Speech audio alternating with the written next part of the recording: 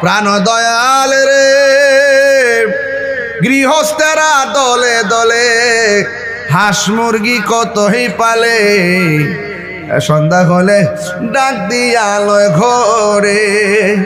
যার যত পালিত ছিল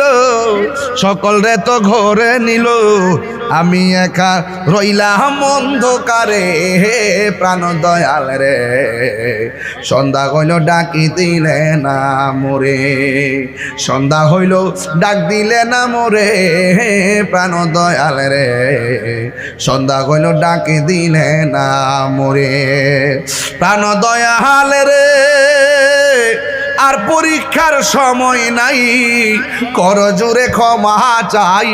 এই মুহূর্তে মরণ আইতে পারেনিও কথা পারেনি প্রাণ দয়াল রে আর পরীক্ষার সময় নাই কর জোরে ক্ষমা চাই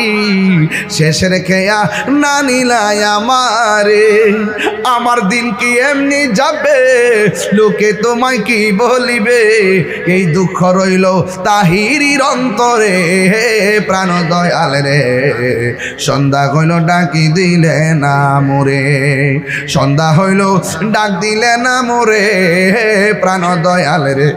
সন্ধ্যা হইল ডাকি দিলে না মোরে একটা জবান বন্ধ রাখিবেন না মহব্বতে মায়ার সুরে বলুন সুবহানাল্লাহ।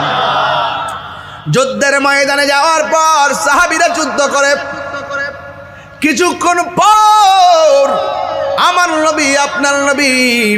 রহমাতুল লিল আলামিন সরকারে দু আলম ডাক দিয়া কয় ও সাহাবীরা আর কোনো সমস্যা আসেনি সাহাবীরা ডাক দিয়ে ইয়া রাসূলুল্লাহ আমরা দাঁড়াইছি ধুলাবালির উপরে ওরা দাঁড়াইছে শক্ত মাটির উপরে আমরা যখন ঘোড়া দিয়া দূর দেই ধুলাবালি ওরার কারণে অন্ধকার হয়ে যায় আর ওরা শক্ত মাটিতে থাকার কারণে অন্ধকার হয় না এই জন্য ওরা যেইভাবে আমার পাথর মারে গায়ের মধ্যে লাগে গো ওরা যেমনে তীর মারে চোখের সামনে অনেকগুলো সাহাবী আহত হয়ে পড়ে আছে এবার আমার নবী দুইটা হাত আল্লাহর কাছে বাড়ায় দিয়ে কই আল্লাহ গো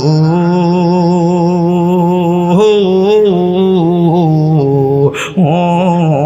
আমার আল্লাহ আমার সাহাবীরা ধুলাবালির কারণে কিছুই দেখে না এই দোয়া করতে দেরি রে বাবা আমার আল্লাহ আসমান দিকে মুষলধারে বৃষ্টি নামাইয়া নরম মাটিরে শক্ত বানাইয়া শক্ত মাটিরে পিছলা বানাইয়া দিছে।